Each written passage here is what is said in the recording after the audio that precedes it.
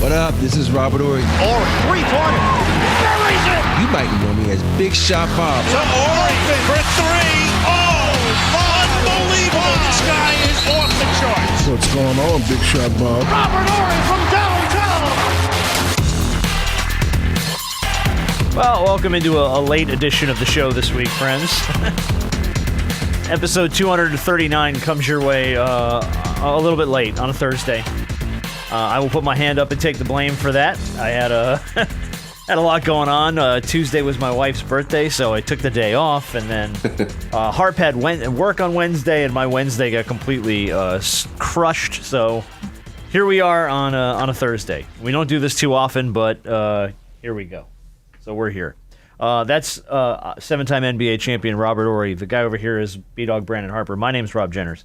And we do this show every week where we talk about all kinds of nonsense, mostly the NBA, but all kinds of other shit too. So How are you? What is going on in the world, man? How have you been? Man, I'm good. I'm just chilling. I'm like, I feel like a bum because you two dudes are busy. I've been sitting at home watching TV. Dude, I wish that I could have that. I wish I could have that. I do, yeah. No, we're in the thick of it, dude. We're in the SEC championship game here in Atlanta.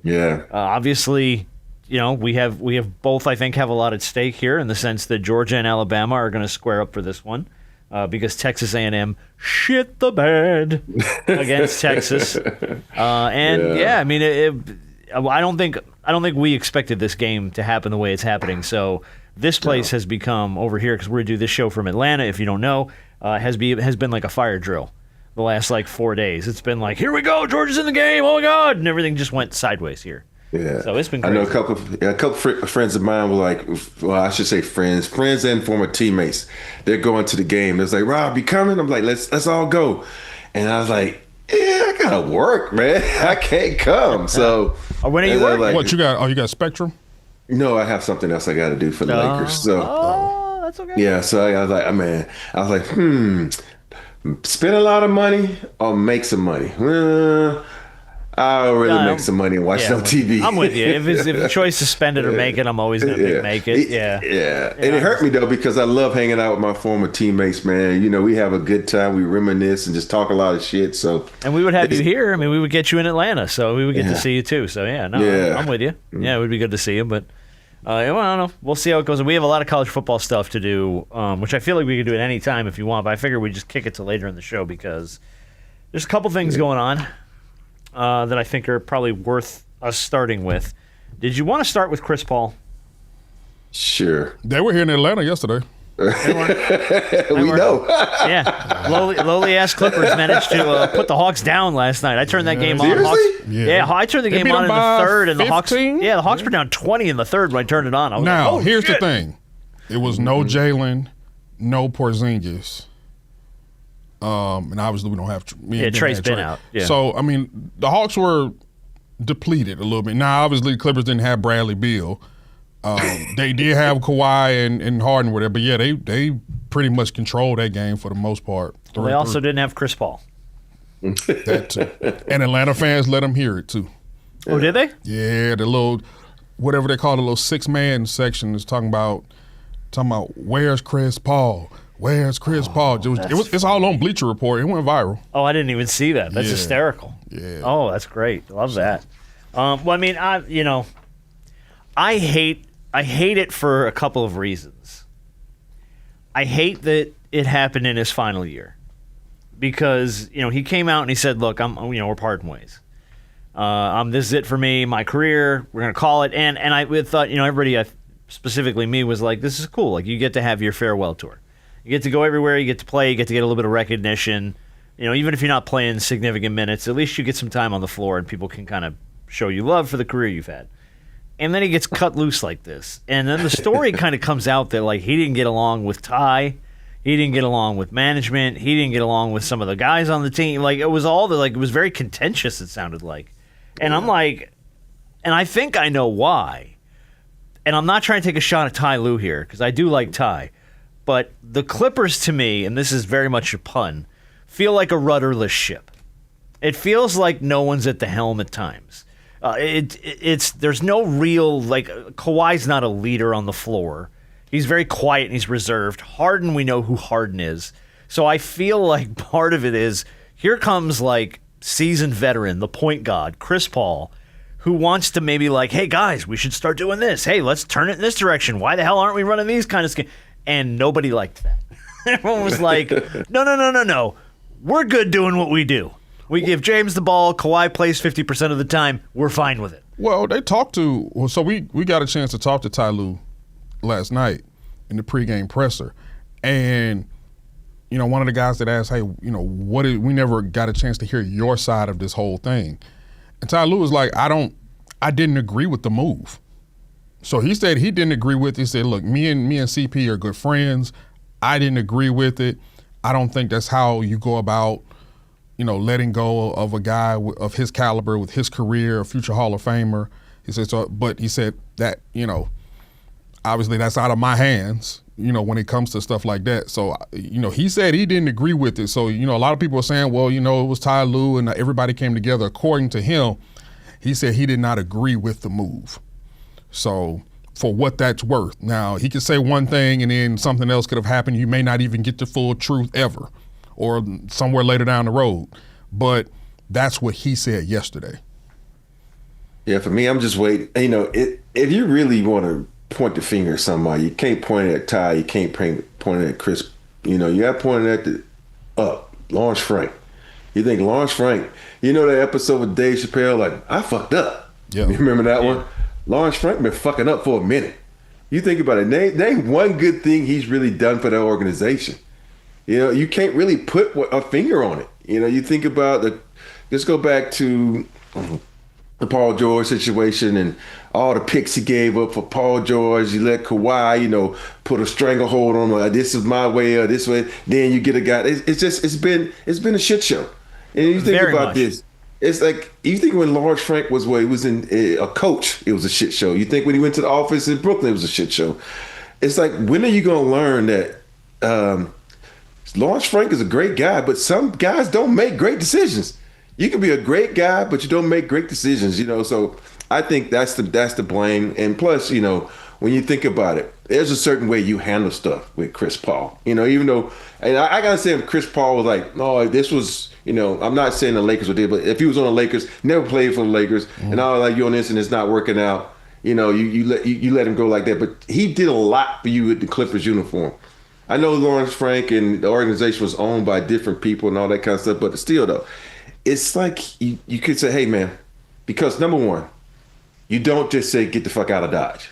Right. You say, hey man, we got to figure out some way to, resolve this thing. How can we do it to make both parties, be happy? And right. I just think if you just say go home, that's like saying, man, we don't like you, get the fuck out of our house. I hate to use those words, but that's how big of a brunt I feel like that is to Chris Paul's, his whole career in that last little moment, especially after, and let's rewind a bit. You just did all this stuff. Oh, it's his last year. Yeah. Let's praise him. And then now you do this. Which means that something bigger is probably going on behind the scenes. And to both your points, our team said it, we're never going to really know. Yeah. It's weird, though, that Ty Lue says last night, like, we're good. And all the reports, though, were like him and Ty weren't on speaking terms for the last couple of weeks. So that's why I'm like, well, that's kind of a mixed bag. Now, granted, people are reporting, so you don't know really what's true. Right. But people are reporting that based off of what they're being told from people inside the organization or what they're hearing from people inside the organization or players or whoever it is. It's not like they're just making that up. It comes from somewhere. So that's a weird little dichotomy that Ty Lue's going to sit up there and go, oh, no, yeah, we're fine. We're good. And yet every report was like, yeah, they haven't talked in weeks. So, and then they cut, and like to your point, Rob, they send him on his way. Not like try to work it out, or why don't we just, you know what, we're gonna put you on the bench for a while. We're not gonna play you that often, but we're gonna let you come in. No, they just bye, cut loose, see you. And to me, I feel like, okay, you look around the league, and let's look at the Rockets.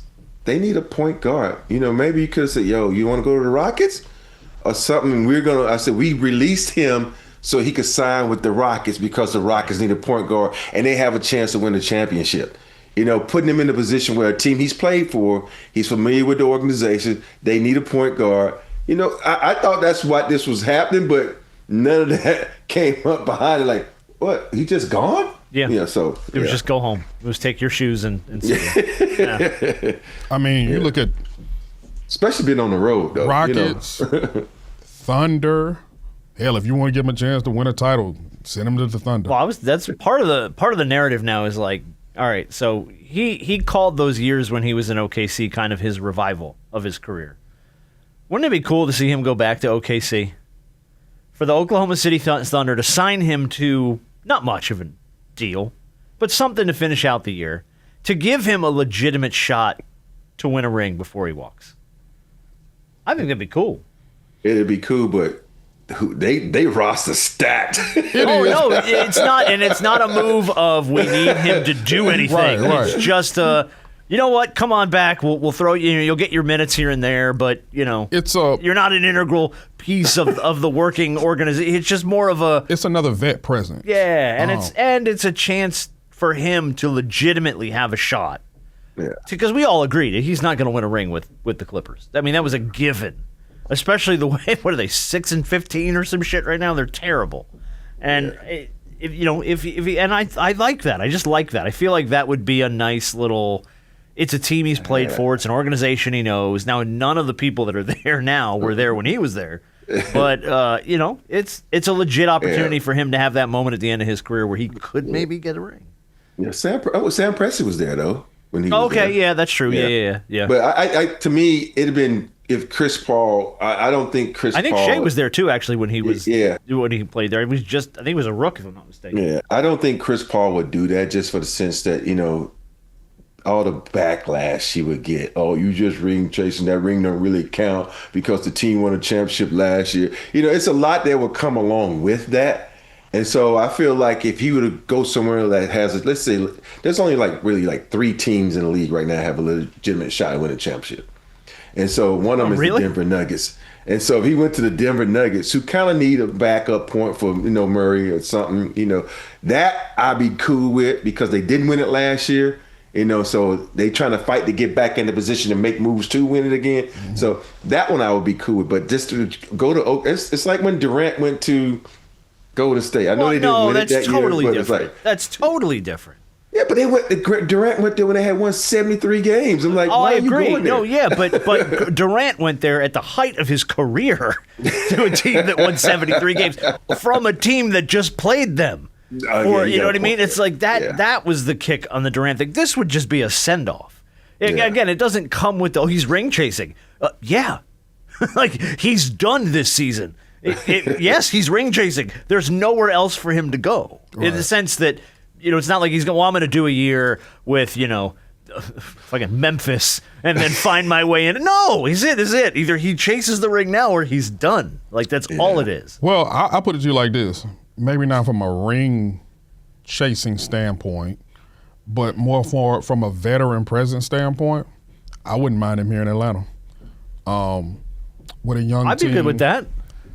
Not only, I think he also helps Trey in ways in providing a level of veteran presence and obviously a much bigger veteran helping another veteran when it comes to that. I think his voice and his presence can help that young team continue to propel throughout the season. I think the man is a future Hall of Famer. He has a lot of knowledge to bestow upon a young team.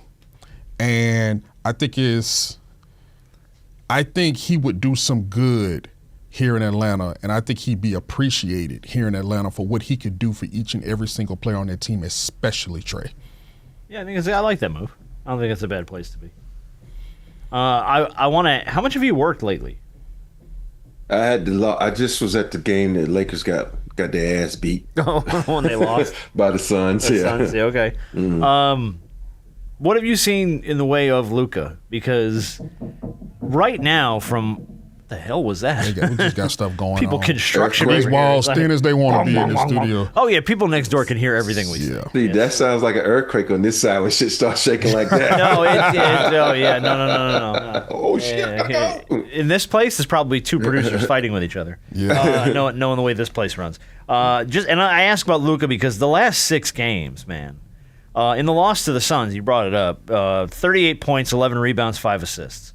Games prior to that, 34, 12, and 7. 35, 5, and 11. 43, 9 and 13 assists. 33 points, 11 boards, 8 assists. 37, 5 and 10. 41, 9 and 6. Like it's like a hair shy of a triple-double almost every damn night with him right now.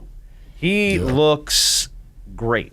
Like he is, as far as locked in goes, and AR is playing really well, and LeBron's kind of falling in okay. I mean, you're not getting a lot out of him right now, but I don't feel like you need to, because those other two guys are just like playing arguably some of the best basketball they've played in a minute. Yeah. To me, I'm still waiting. I don't look at any of that right now because I look at who they played, and you think about all that he's done against all these teams. None of them are playoff teams. None of them are like, I think their record against Phoenix teams is pretty good, man.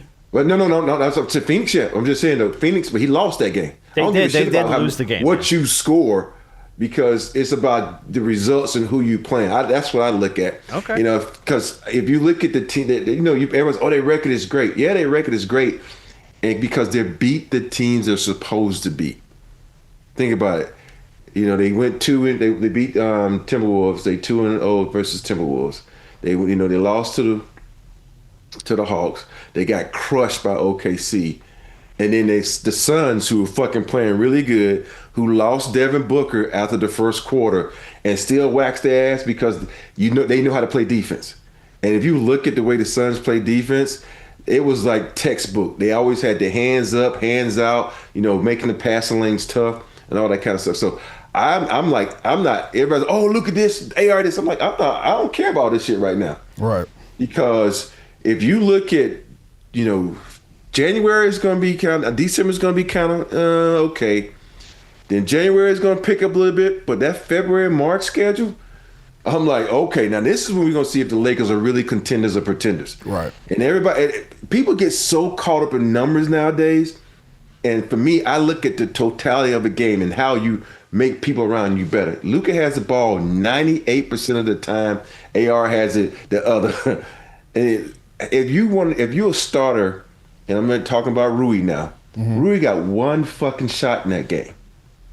And I blame the coaching staff and I blame the guards, AR and Luka, because if you got someone is key to your situation and winning a championship, you got to get him involved each and every night. He got one shot, and it's like, I'm like, you can't win this way. I don't care what you say. I don't give a damn if you average 40 points a game.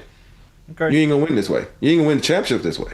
Your February schedule: at the Knicks, at the Nets, Sixers at home, Warriors at home, Thunder at home, Spurs at home, Mavericks at home, Clippers at home. There's a home run in February. Celtics at home, Magic at home, then at the Suns, at the Warriors. That's your February, and then March picks up too, with a couple things in here. But I mean, Kings at home, Pelicans at home. But then you got to go to the Nuggets. Then you're at the Nuggets. Pacers at home. Knicks at home. That's good. Timberwolves at home. Bulls at home, who've been playing pretty well. Nuggets at home, who've been playing very well. Then you got to go to the Rockets twice.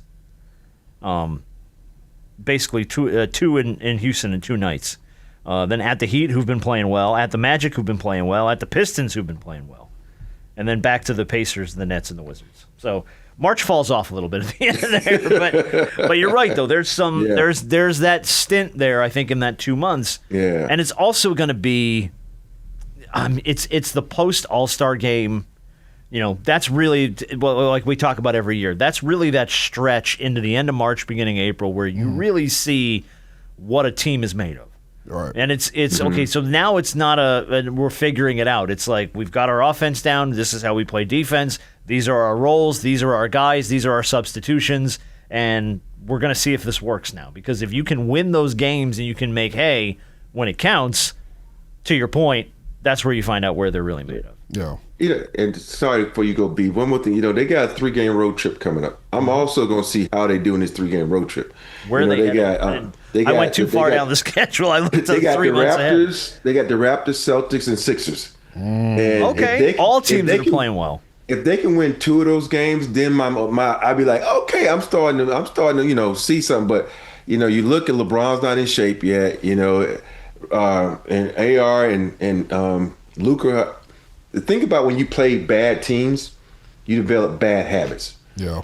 And what I mean by that is you say, oh, I can throw this pass and get away with it. And now it becomes a part of your repertoire. Now you go to the next game and you start doing it. Oh, I can cross this guy up because he's a bad defender. Now, people ain't talking about Toronto, but they fucking good, man. They remind me of the Hawks. They long, they athletic, and they don't give a crap about anybody. They got some guys who's going to talk trash. So now you're going up against these two teams are really good defenders that they got up. Maybe not the Sixers. I said two. I mean the Celtics and the Toronto. So Sixers are playing all right. But no, they're defensively not as good as the other not teams. as good. No, you're right. Defensively, not as good. Yeah, and so that's what I'm looking at. You know, I'm not. I don't care about the numbers Luka putting up because when you take all the fucking shots, you should score all the fucking points. All right, good point. Yeah, good point. You know, you know how I am with the Lakers. You know, they play well. I think they're still sitting at 2 in the West for whatever it's worth right now at December 4th. You know, whatever, which might not necessarily matter as much, right? You know, but to be able to be playing well up until this point, like you said, they're gonna go through a little road stretch now to see what they look like against a lot of these competitive teams. You know, I'm always still a little wary about the Lakers because they can get in these ruts where, and I witnessed it when they came here to Atlanta. I'm looking at them like, dog, like y'all bumping into one another, Luka bumping into somebody, causing turnovers, vice versa. It's just like, do y'all know how to play basketball? No. Like this is a 5-on-5 type of game. And the way that they were just getting manhandled, and I've seen that a couple of times this season, you know, in spite of their record, there have just been times where they've gotten manhandled. I'm like, y'all can't do this. There has to be a level of toughness. Now, I don't know. I haven't catched the last few games. I think Aiden is still out, right? No, he's back. He's back. Okay, he's back. He was 6 for 7 in that game. You know, they don't use him. Yeah. You know, when they use it. Sorry, I couldn't. I have a 13-year-old girl. Every time I hear the word 6'7", I go 6'7". You know, so I think you got to get back to getting him the ball. You got to get the ball back in the inside, pounding the glass, and get back to him being a pivotal part of that offense if you really want to be formidable moving forward. Now you ain't got nothing for the Thunder. Ain't nobody got nothing for the Thunder. And nobody's had anything for the Thunder. They've lost one game this year. But you need to do what you possibly can against everybody else out there in the West. In order for you to be formidable and for people to be talking about you in the end. So they need to continue to be consistent. You know, you can't have these consistent games here and then you out there getting dog walked by somebody else because now they're looking at you like, are the Lakers for real?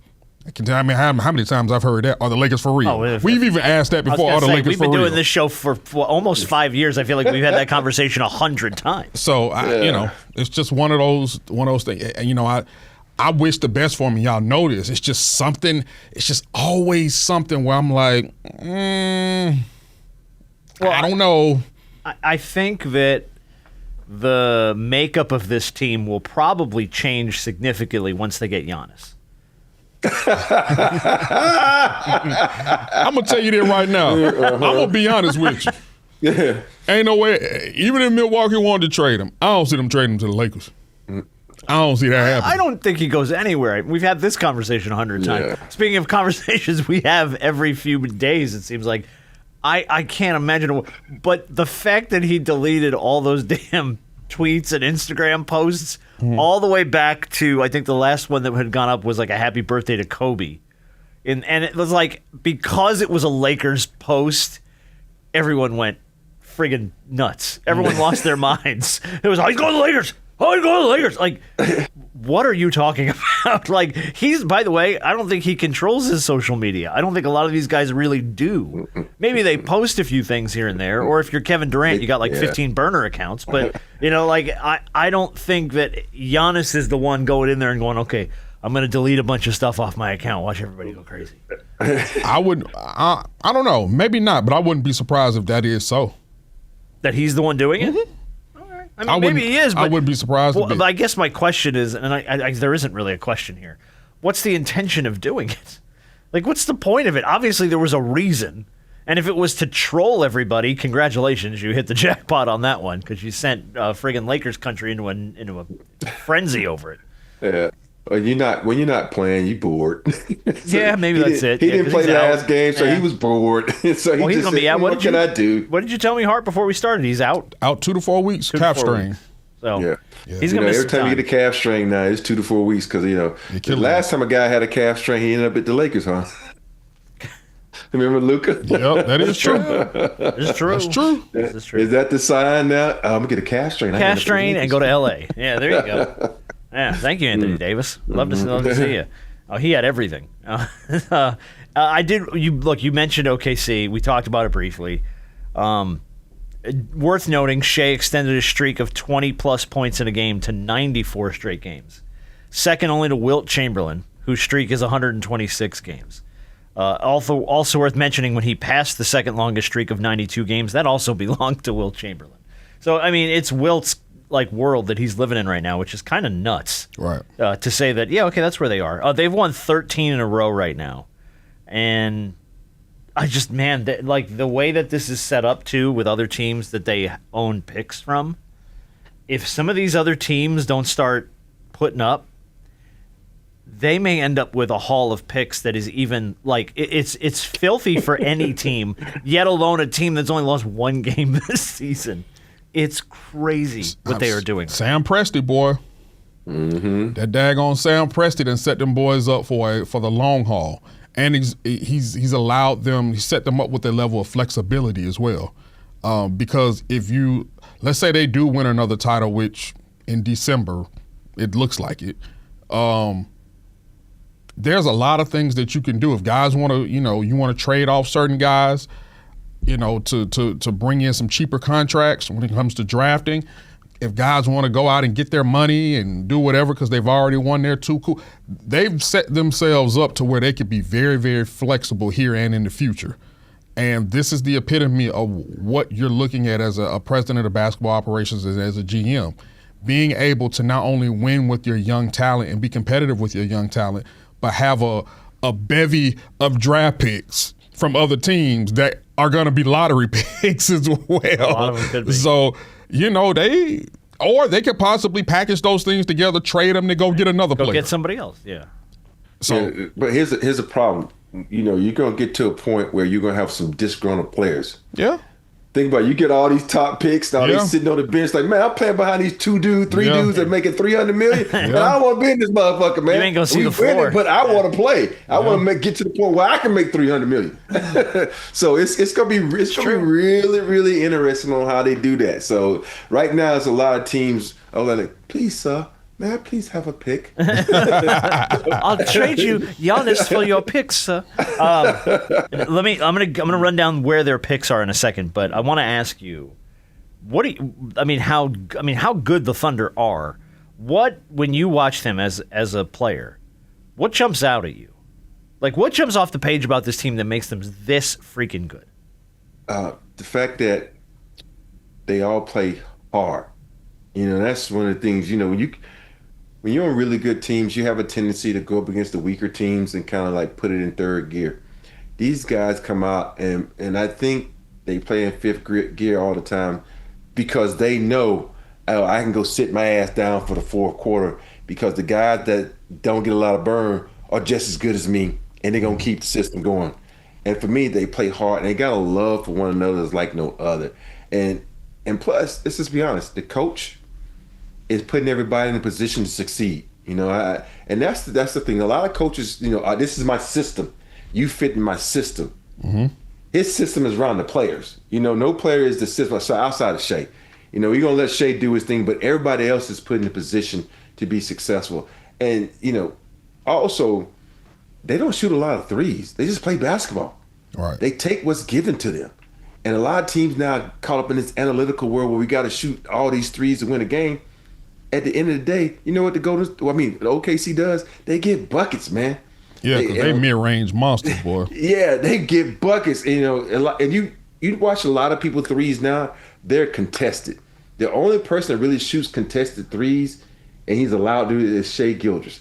Everybody else is because Shea penetrates and kick it. Look, I'm wide the fuck open. Yeah. So they play really, really well together, and they play hard. Okay. By the way, props to you and your team analysis for writing a Luther Vandross song. A love for one another that's like no other. It's 100% a Luther Vandross song. I don't know where it is or where it comes Somewhere. from. I was like, oh shit, that's like yeah. I can hear Luther singing that. A love for one another that's like no other. Is that the top of this? I wrote it down, so yeah, I feel like now it's a love for one another that's like no other. There's going to be people, what the hell are they doing? They're writing Barry White lyrics. Let me run another picks real quick. So this is what's out there for OKC, just so you know. They have a pick from the Jazz. Right now, Lauri Markkanen is pretty much the only thing stopping OKC from getting a top 9 pick at this point, but it could go as high as top 9. Let's see. Tyrese Maxey is Philly's lifeline because the Sixers' best player is dragging them through. But if their season starts to wobble, that unprotected pick could go as high as number 5 that they have from Philly. James Harden and the Clippers are on a total downfall, so that pick is continuing to go up. And it's trending into just danger territory. And then the Thunder have a first-round pick from the Rockets. Right now, that looks like Houston's tracking in the right direction, so that one's probably pretty safe as far as becoming a lottery pick or something up in the... But, I mean, the fact that they have 4 things floating around in next year's draft that could end them in multiple seats in the lottery is just... It's, like, disheartening. Like, if your other teams are on the league, you're like, wait a minute, they can't have that. Like, you can't be that good and have all that. And yet here they are. Oh. You know what's weird? You know, this is the same game plan that the Sixers had when you're supposed to trust the process. Oh God! But the only thing that separates them is Presti was smart. He drafted really good players. Where the Sixers drafted players like, what the fuck What were are you doing? Yeah, and that's what you know with what's the kid from LSU? I can't think of his name right now. Ben Simmons. Ben Simmons. Even though Ben Simmons was working out, the Fultz one was like, who was this dude? When they drafted him, like, I've never heard of this kid before. Boy, had the yips. Had the number 1 spot. Like, you think about it, if they don't pick him, they pick someone else. The Sixers might be in the same maybe position. it goes another way. Yeah. Yeah, because the process would have been working. But, you know, and Embiid can't stay healthy. Work and be healthy. Yeah. Yeah, I mean, so, yeah. Yeah, but so you Can't think stay about that, healthy though. for It's the same gameplay where I got all these young guys, but the OKC young guys are working out. Yeah, they made it work. They really did. Mm-hmm. Let's just quick look around the standings before we get into some other stuff. Rest of the West sort of shakes out like this. Obviously, we talked about OKC. Houston's currently at the 3 spot, 14-5. Nuggets and the Spurs right behind him at 15-6. Wemby's missed 8 straight, though. No timetable for his return, so San Antonio's going to have to hold it down. Timberwolves are at 6 at 13-8, and the Suns are at 7, 13-9. So over in the East, Detroit finally loses a few, but they're still top 17-5. We talked about the Raptors earlier in the show. They're at the 2 spot right now at 15-7. Yeah. Raptors, not on anybody's even playing list on this Playing show. well over there. And they're sitting at the 2 seed right now. Knicks at 3, Heat at 4, Magic at 5, Celtics at 6, Hawks and Cavs tied at 7, and the 76ers at 9. But all those teams I just mentioned are within like a game of each other. It's like 14-7 to 11-9 all the way down the ride. So every day when I just kind of check the standings and see how people did, the Hawks were at 4 last week. They're tied for 7 this week, and freaking Toronto moved up, and the Heat moved up, then the Heat moved back. It's like that grouping in the East is... Yeah. It literally from 3 to 9 can change in the span of 2 games. And it was like that. I think it was I like think that it was last season. year. Yeah, last season we had that group. I think it was like 4 to 9 or 4 to 10 or something that was like, all right, who's going to drop 2 games and fall out of the play-in entirely? Right. So, yeah, the East is all crowded up. Do we care about the NBA Cup, by the way, because the knockout rounds are set? I mean, I kind of like sort of pay attention to it, but I don't know.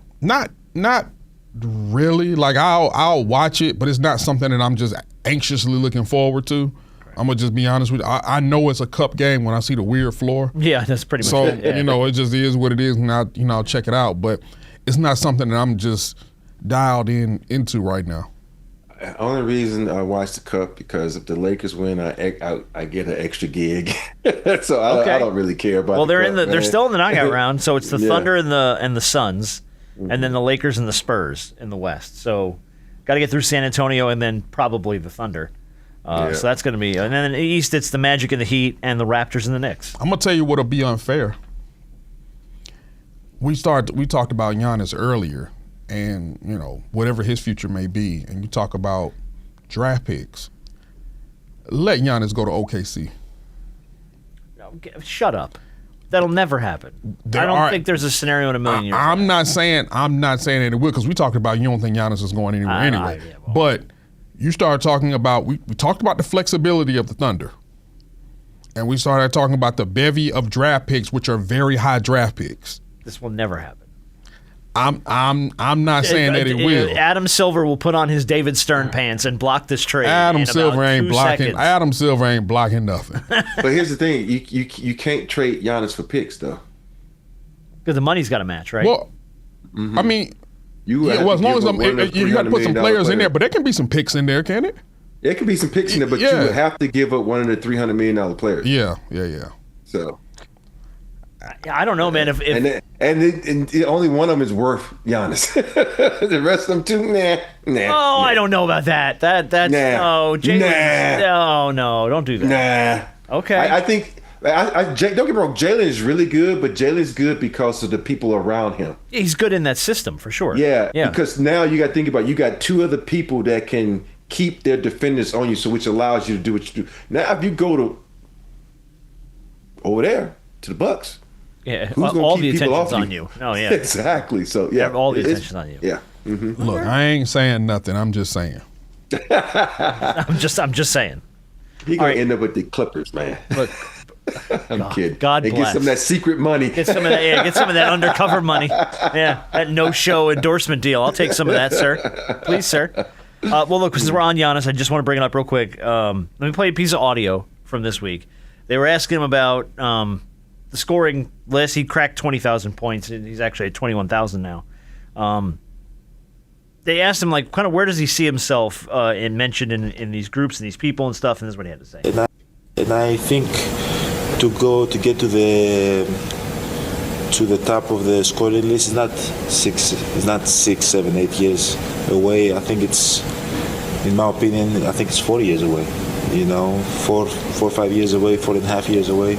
I think when I'm going to be 35 years old and sitting in this chair, I'm going to have a discussion of how I am in the top list of all time in scoring, and I would have tagged that into existence. And not just tag it into existence because I believe that I'm going to do it. It's something that I want to do. So this story's been spun a few different directions because I feel like he said he wants to be at the top of the list. But I feel like when he says that, it's probably it's like syntax, you know what I mean? Like, I think he means in the grouping at the top. I don't think he means topping LeBron in 4 or 5 years. I think he just wants to be in the top group because he's at 21,000 points right now. He's averaging about 2,000 points a season for his career over the last 9 seasons. LeBron is at 42,200. He's not catching. He ain't catching LeBron James. Giannis is how old? 30? 31, I think. Maybe 30? And my thing is this. You look, y'all got to take this into consideration when we start talking about this. Is the reason. There's a reason why this record had been upheld by Kareem for so long. And then now we get to witness LeBron. You know what those two guys embody? Longevity. There and health. Yeah. And health. Yeah. Those guys barely missed it. LeBron for a very long time didn't miss time. Yeah. And scoring at the rate at which he did at the age that he was. Even, you talking about LeBron even, well, not now, but even last year, at 41 years old, 42 years old, whatever it is, averaging 25 points a game, 7 rebounds, 7 assists, like he's done pretty much for his entire career. Like, I don't think people really understand what it means to be the all-time scorer in NBA history. There's a reason why that record was where Kareem held at for a long time. We never thought anybody would break it. There's a reason for this. And I love Giannis. I do. Dynamic player. But that's a lot of points, bro. That's a lot of and unless you plan on playing, is Giannis gonna play till 40? He's gonna have to. You're going to have to. Yeah, I mean, Ain't got a choice. come on, dog. Hey, and his thing also, you think about Kareem didn't shoot any threes, and he had that record. Yeah. And so, and Giannis, you're not a good 3-point shooter. So that's not, you're going to have a game where you 6 for 7 from 3 like a LeBron James. And plus, LeBron is still playing. And now you think about, you're going to be out for 4 weeks. I think LeBron probably missed a total of 2 months his whole career. So He missed a damn month this season, didn't he? Yeah. So I think overall he's probably, because I'm gonna go with the language barrier on this one. Me too. And that he was saying he wanted to be in the upper echelon of people. Right. Now look, if you want to if you want to crack the top 10, I feel like that's achievable. Carmelo is currently number 10 at 28,289. Oh yeah, he'll be. I think it's all said and done. Like yeah. if you're doing 2,000 points a season in the next 4 to 5 seasons, yes, you could be legitimately in the top 10. But you also have active players that are still ahead of you. Yes. Dame's at 37 with 22,598. CP3's at 36. He's got 23. DeMar's at 24 with 25. Steph's at 22. Russ is at 18. Harden's at number 11 at 28,000. And by the way, Kevin Durant, still playing, is currently number 8 with 30,940 points, and that man's still going. So, you got guys still playing in the league that you got to catch, let alone the all-time. But so will y'all guys think he'll finish top 5? All-time? maybe top. I think top 10 is realistic. Yeah, top me too. 5, I feel like, is tough. Yeah. Because then you're starting to flirt with the Kareem-esque type numbers, Jordan, Kobe-esque numbers, and I mean, dude, And all those guys except for Jordan, 20 years, right? yeah, and Jordan was Jordan, so it was like, Jordan's at 5, 32,000. Kobe's at 4, 33,000. Do I think he can get to 33,000 points? How many points Carmelo had? He like third, right? Yeah, Karl Malone is third. He was like above everybody. He was like 35 or 36 or something like that. And then it was Kareem, and then obviously LeBron ran away with the whole thing. So, Sorry, but I just think about Kareem, Jordan, and even Carl. They didn't shoot a lot of threes, man. That's fucking getting buckets, man. Carl was a mid-range monster. He made his career down low. Yeah. I mean, but so did Kareem, to your point. So it's like, it's the game evolves and points can rack up a little bit differently. But does Giannis shoot a lot of threes? I don't think he does. About 3 a game. He shoots the occasional one here and there, but I don't see him. But I mean, he's gonna have to follow that model of you're gonna have to work down low and mid range, and you're gonna have to make them count, and you're gonna have to get buckets because you got a hill to climb there. Now, can he crack the top 10? I think in 5 years, probably. But it's who says that some of these other guys don't get into the top 10 and push that line a little further. So I don't know. All right, well let's jump into college football real quick. Then we're gonna do Big Shot of the Week, and then we're gonna play a game called The Old Man in the Ring. If Chris Paul were to go to like OKC or Houston and win a ring in his last season, I'm going to give you guys who won rings late in their career. You just have to tell me where they won them. Okay. So I'm curious to see if you guys know. Some of these you will know. Some of these I'm not sure. All right, college football. Congratulations, LSU. You got Lane Kiffin, but you didn't get his dog. So, a story about he's leaving his damn dog behind. But yeah, there was some drama and so Lane Kiffin's got a short version. Lane Kiffin has a dog named Juice Kiffin, and they actually set up a Twitter account for the dog at one point. And Lane would like troll people from the dog's Twitter account, and it was like an ongoing gag. Well, when he moved, apparently Juice Kiffin has been being taken care of by people that work at the university for the last couple of years. So it was like, wait a minute, was this his dog or not? It was like it was almost like his mascot. So he's leaving him behind. Yeah, he left him behind, and now I think because of all the negative press, now he's like, no, we're bringing the dog. What are you talking about? We're bringing the dog. So now the Juice Kiffin Twitter account is tweeting out like, can't wait to join my family at LSU and Baton Rouge, and like it's so stupid. It's a dumbass story, but I mean, all the people met him at the airport to flip him off and boo him and kick him the F out of Oxford. Here's the thing, man. It's a two-sided coin. Two sides to this coin. Look, I'm not mad at him taking the LSU job. It's a better job, more money. Recruiting is better, even though, he's been at Ole Miss, 6 seasons? I think he's been there like 8.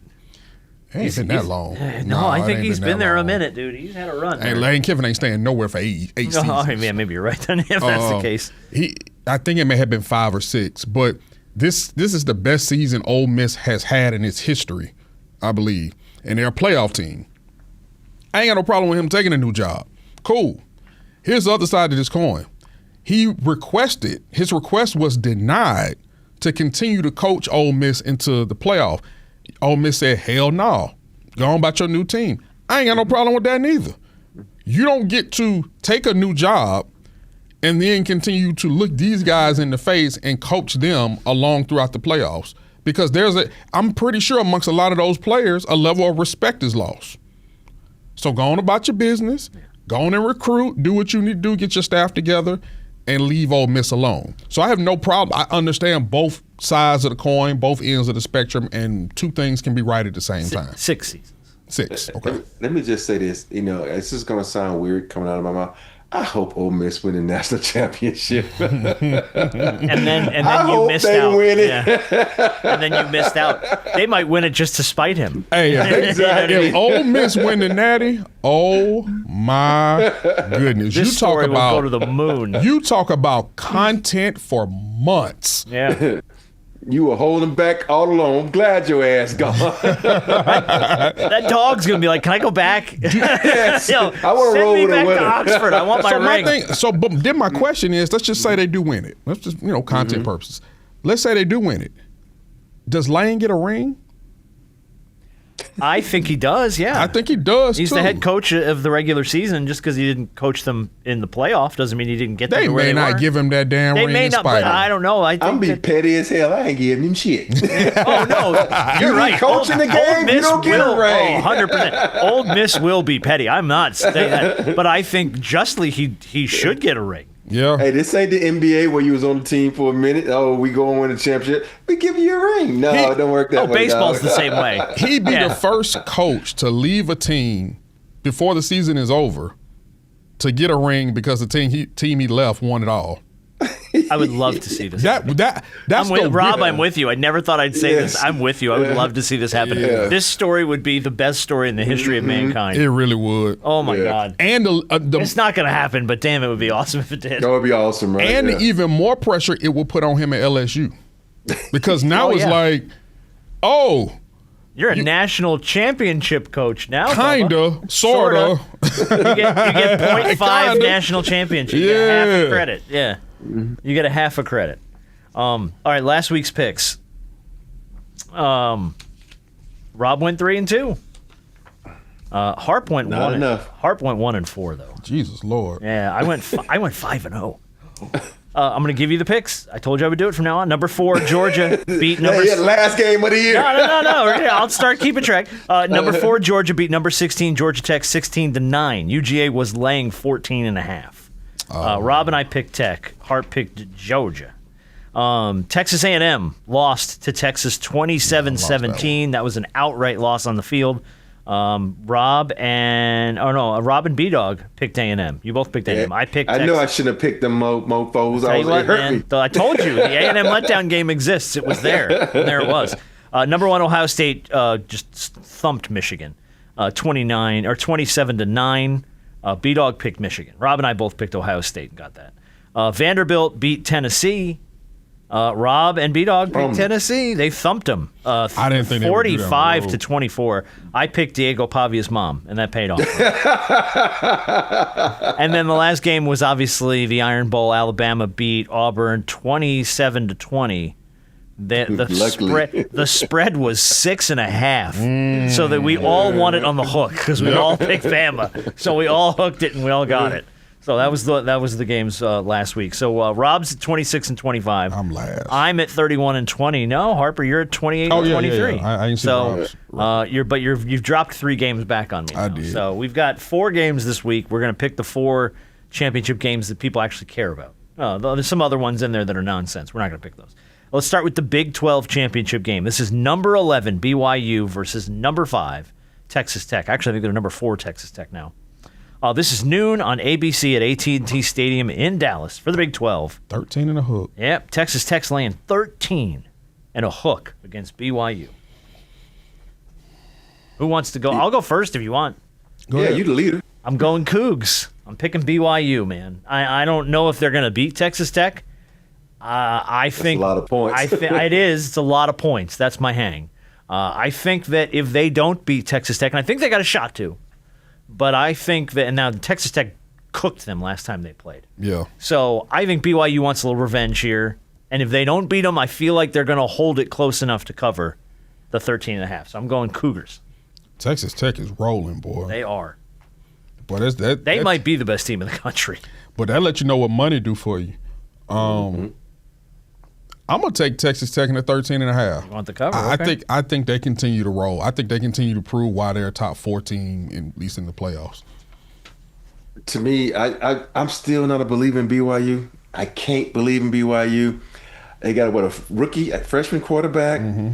Even though the coach just signed a new deal, I don't trust BYU. So I got to go with Texas Tech. He turned down Penn State. Yeah, I got to go with Texas Tech. I just don't trust BYU. They quarterback plays too reckless for me. So okay. Number 4 Georgia. The big versus game. Number 9 Alabama. The SEC championship game, 4 p.m. on ABC. The most important game of the day. From Mercedes-Benz Stadium right here in Atlanta. Georgia's laying 2.5. So Y'all can go first. This is pretty much a field goal game. Y'all can go first. Georgia. Oh, you're picking against your alma mater. I am surprised. Y'all heard that, Bama? All the way in Tuscaloosa. Y'all hear this, right? Hey. The man got his face on at the gym on the wall, at the arena on the wall. Hey, we in Georgia. They beat Georgia not too long ago, even though Georgia's 0-4 against Bama. But no, I just think the odds are with Georgia this time, and with Jam probably gonna be out. Well, yeah, he's questionable.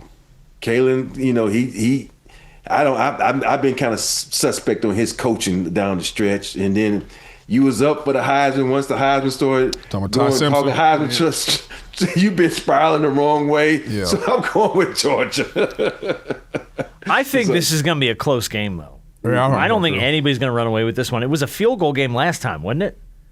Didn't they win like 27-24 or something like that? When Alabama beat them the first time? Yeah. Yeah, because Bama got up on them early, and then they had second half they came roaring back. Yeah. But I don't know. I'm with you, Rob. I'm going to go Georgia because I think even if they win, even if it's by a field goal, they're going to cover the 2.5.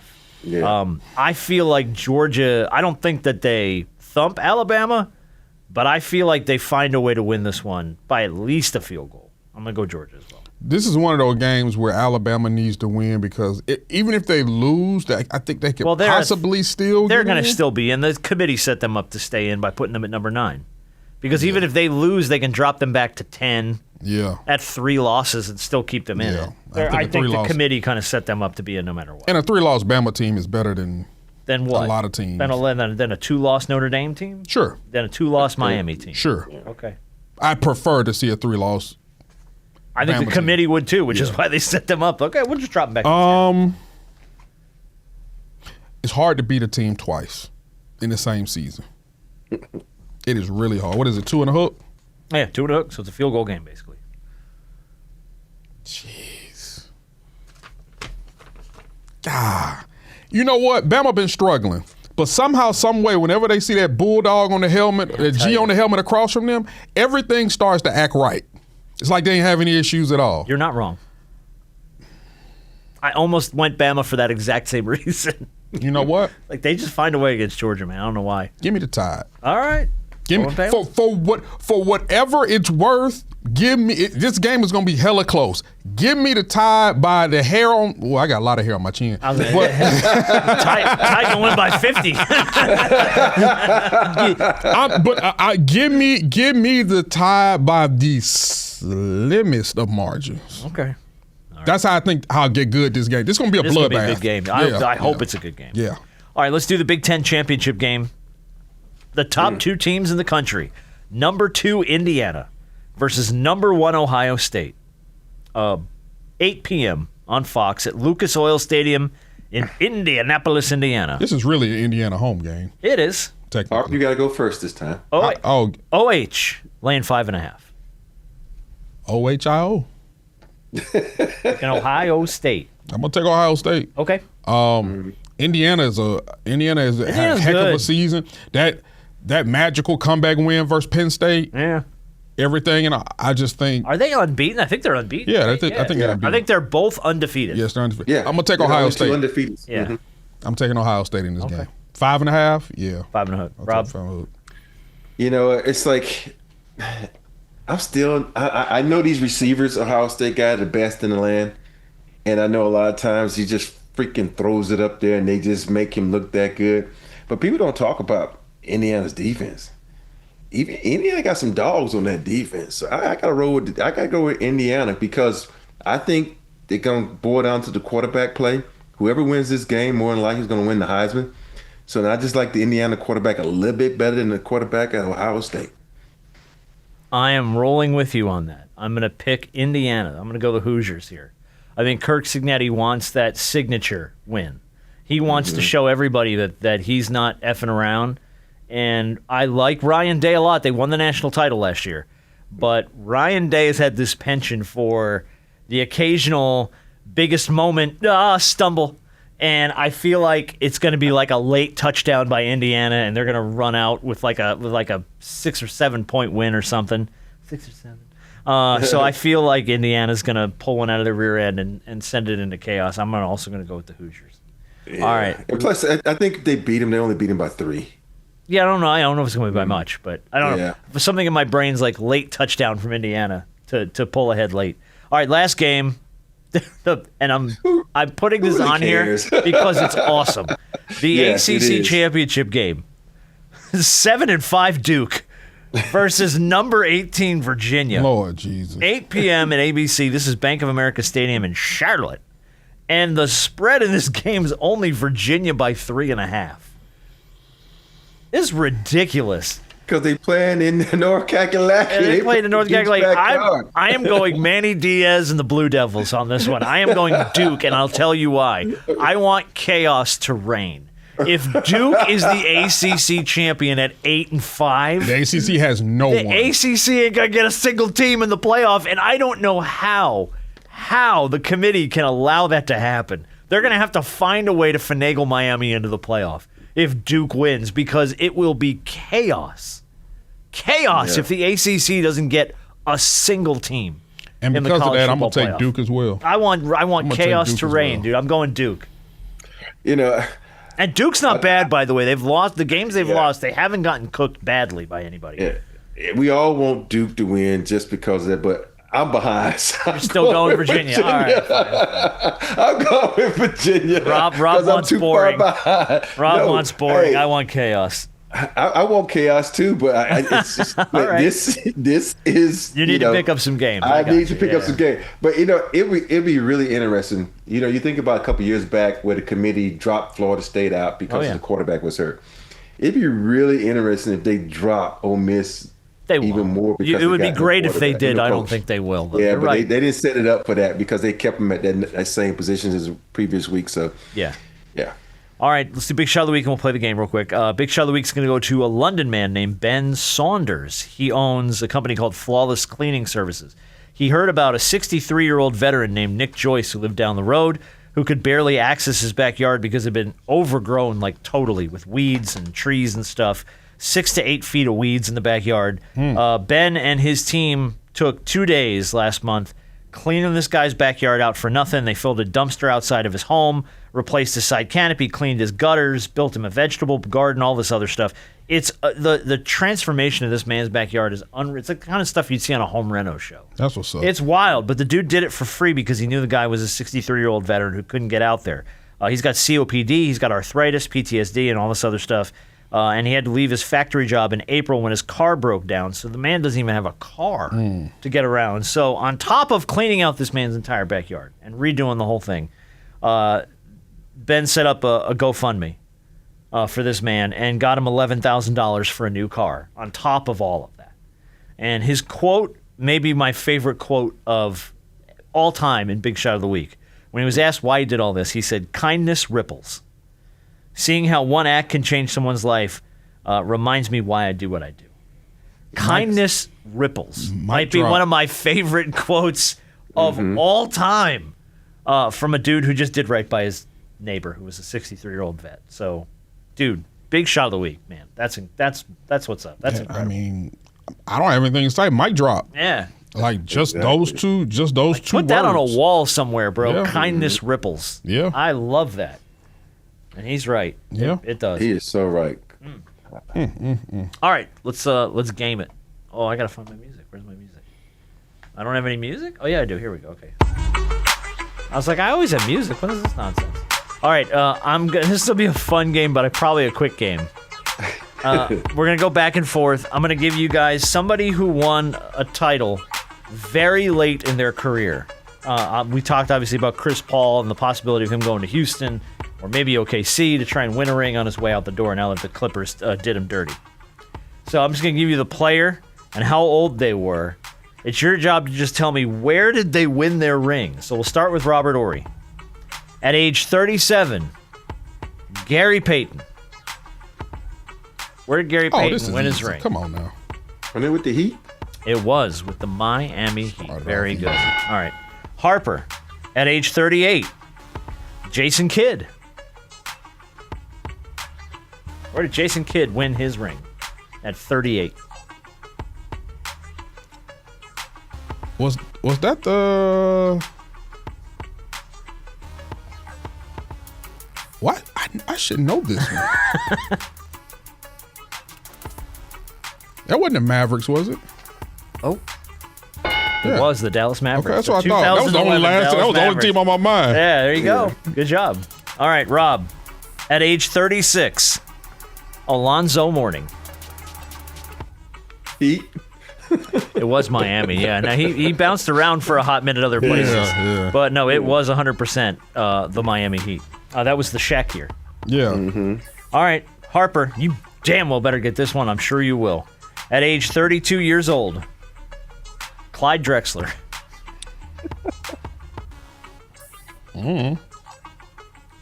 Oh, Houston. I'm just playing. I was like, don't you do that to Rob. Rob, come across the Zoom and kick your... I'm like, No, I was Houston. Yeah. All right, Rob, at age 33, Kyle Lowry. Raptors. Was the 2019 was the Kawhi. Raptors. Very good. It's the Kawhi year, yeah. All right, a few more. Harper, at age 38, Sam Cassell. I think that was the. Well, Sam been old his whole life. I love that. Shit, that might be the show title. Sam been old his whole life. When he was with y'all. He wasn't that old when he was with No, us. that's No, what I'm he won saying. 38. He wasn't. No, he He wasn't won 38. He 38. might look 38, but he won 38. He wasn't a Celtic, was he? Nope. Boston boom. Celtics. Okay, he was a Celtic. 2008. Yeah. And then he became an assistant coach. Yep, that's right. Boston Celtics. Rob, two more to go. You should get both of these. Rob, at age 33, Sean Marion. Dallas.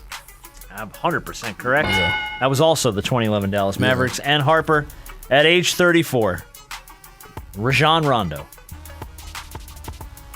Boss. Nope. No. Oh. Nope. That was the That's What? bubble championship. Yeah, that was the fool. Laker bubble It championship. was. Dang it. Oh, no. Rob knew it. He did. Rob, it was going to be a tie, but Rob we're snuck one out there. It's just every time I think of Rondo, I think of Boston. I know. That's why. I'm shocked you put our boy Mitch Richmond on there. No, I did not put Mitch on there. Yeah, he was on the when I ran the list. I was like, Mitch is on there. Both of y'all are gonna get that in a heartbeat. So there were dudes on this list like Dirk Nowitzki. I'm like, shut up. Like everyone, like he only played one place. Like I don't know. Yeah, that was the point of putting that on the list. I botched that. Oh, that's all right. But that was the trick. There was Rondo was You think Rondo, you think Boston, man. Forgot he was there with the bubble. He was a bubble guy. Mm-hmm. All right, boys. That is all she wrote. And obviously, to anybody still with us here, no shoot around this week because the show's already dropping on Thursday, so it doesn't make sense for us to put another show out tomorrow. But we hopefully next week we'll be back to our regularly scheduled programming, depending on any crazy life changes or updates here. But yeah, hopefully next week we're back to our Tuesday, Fridays. But thanks for sticking with us for being late this week. Yeah, so next week we don't know if everybody got their Christmas shopping done yet. Oh, Done. I ain't even started. I was gonna say you don't want to talk to me. I've done my Christmas. My Christmas shopping's been done for like a month. That's good for you. I'm psychotic. I've gotten everybody's gifts but my wife's. Oh, really? Oh, that's not the one you want to wait on, though. Oh, because she don't never get shit. I'm her gift. Oh, shut up. Shut up. She know that? Yeah. Yeah, she knows that. Trust me when I tell you, she's looking for the receipt. No. But I mean, like, What's the return policy on this asshole? Hold on, wait. I got 30 more days. I'm good. that's crazy.